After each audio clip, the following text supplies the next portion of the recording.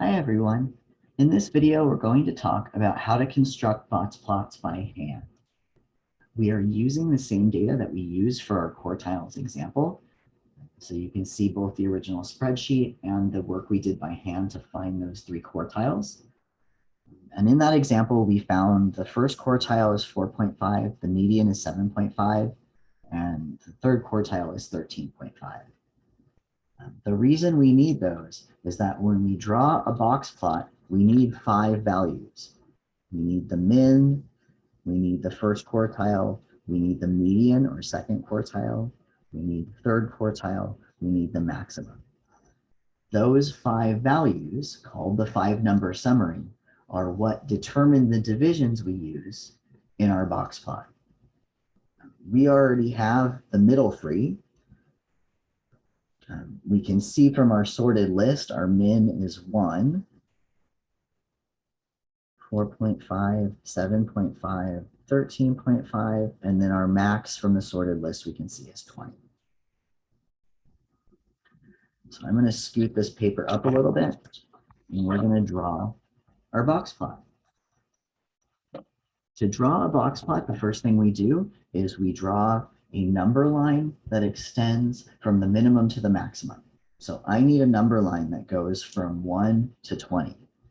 So I'm going to pull out a ruler here and attempt to draw a nice straight line. I make no promises.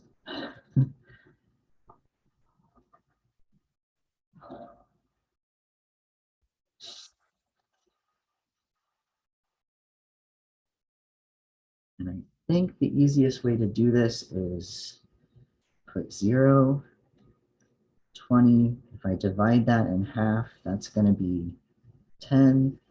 If I divide those in half, it's going to be 5 and 15. And then I can start going by 1, 2, 3, 4, 5.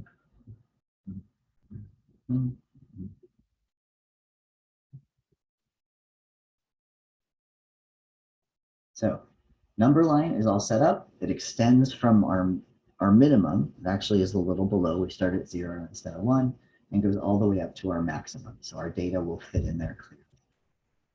Our next step, we put vertical lines above each of the numbers in our 5-number summary. So I'm going to put a vertical line at 1, a vertical line at 4.5, a vertical line at 7.5, at 11, 12, 13.5, and at 20. Next step, we draw a box from Q1 to Q3, so from 4.5 to 13.5. So again, I'm going to grab a ruler and try and make this neat and tidy.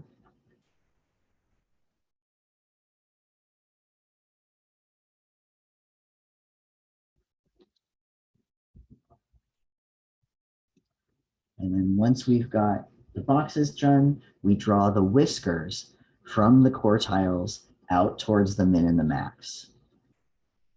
So I'm going to put that ruler about halfway up the box plot, and then I'm going to go between the min and the first quartile and between the third quartile and the max. So that is what a box plot would look like by hand.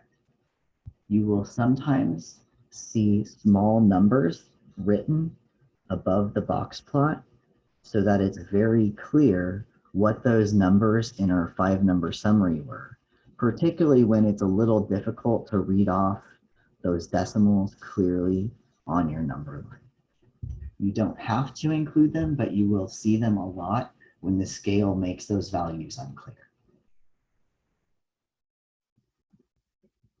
All right, if you have any questions about how to construct a box plot, let me know. Otherwise, I'll see you in the next video.